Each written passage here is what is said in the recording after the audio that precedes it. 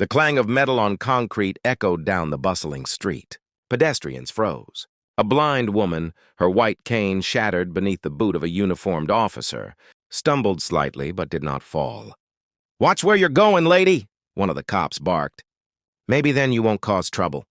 Madeline Johnson's hand hovered where her cane had been, her grip empty. Her breaths were steady even, her calm unsettling in its quiet strength. The officers didn't realize the mistake they had just made. From the shadows of the street, a figure in a tailored suit stepped forward, his phone in hand, watching the scene unfold. Adrian Johnson had been expecting calls, meetings, schedules, but not this. Yet as soon as he saw his mother, he knew. Before anyone could react, Madeline spoke softly, almost tenderly. "Gentlemen, perhaps you should rethink your actions." Her voice was warm, unassuming, human, but beneath it ran a current of authority that demanded attention. Just an hour earlier, Madeline had walked the same block with her cane, humming quietly as she navigated familiar streets. Blind for over a decade, she had mastered the city by touch and memory, the rhythm of its sounds guiding her. She stopped at the corner cafe, waved to the barista, and continued toward her son's office. Adrian, U.S. Attorney General, often urged her to stay out of busy streets, but Madeline moved with confidence, undeterred. Adrian, sitting in his Manhattan office, had spoken to her that morning over video call. "Mother, don't walk alone today. The city, some people still have, you know." Madeline smiled, holding her phone to her ear. "Adrian, I've walked these streets longer than you've handled subpoenas. Don't worry." And so she stepped into the city sunlight, a warm presence threading through the cold hustle of New York. The officers hadn't heard the soft dignity in her warning. They saw only a blind black woman, an easy target for intimidation. One of them bent down, mocking. "You lost something?"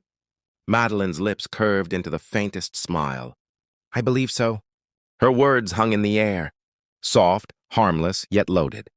She straightened. Her voice rose ever so slightly, carrying calm authority. "Gentlemen, I am blind, but I am not weak. And my family, well, we do not take kindly to cruelty." They laughed nervously, thinking it humor, unaware that a storm approached. "If you're still watching, like and subscribe. What happens next will shock you." A black SUV screeched to a halt a block away. Adrian stepped out, his gaze cold, assessing, yet composed.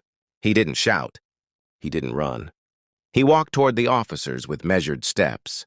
A man whose presence alone could shift the balance of power. "Excuse me," he said, voice calm but authoritative. "What seems to be the problem here?" The officers turned, faces blanching as they registered the name, the connection. This woman," one stammered. She broke your cane." Adrian's eyes locked on them, steady. "She did nothing to you. You attacked her, in public, while she was minding her own business. And now you've involved me." Realization struck too late. These were not ordinary citizens. They were officers who had assumed power without consequence. And now they faced the consequences. "U.S. Attorney General?" one whispered, disbelief mingling with fear. Adrian knelt briefly to pick up the pieces of Madeline's cane, handing them back to her. "Mother," he said softly, "are you hurt?" She shook her head, smiling warmly. "No, Adrian. I am fine." He stood, eyes meeting the officers. "I hope you understand the gravity of your actions. You are currently under investigation for assault, abuse of authority, and public misconduct. Your careers. Well, I trust you can imagine the ramifications." The officers stammered, frozen. Panic replacing arrogance. Every call, every action they had taken would now be scrutinized, dissected and recorded. Madeline placed her hand lightly on her son's arm. She didn't need to speak. Her warmth and presence were enough to command respect. The crowd that had gathered, previously murmuring, now watched in awe. Adrian gave a final glance at the shaken officers. "I suggest you contact your superiors, immediately." The officers nodded rapidly, too aware of the exposure to speak, too stunned to resist. Madeline's grip on her cane was firm. Her smile was human, warm, and steady, yet it carried the weight of silent justice. She had been assaulted, humiliated, yet she stood taller than anyone in that moment. Adrian guided her gently to the sidewalk bench. "Let's get you home," he said. As they moved, the city continued its rhythm. Sirens, footsteps, and the faint hum of traffic surrounded them, But a subtle shift lingered in the air. People had seen the power of dignity, the impact of restraint, and the force of a family that refused to be intimidated. Madeline whispered almost to herself, "Sometimes the strongest protection is not anger. It is calm, it is presence. It is being seen, and letting others realize they were wrong too late."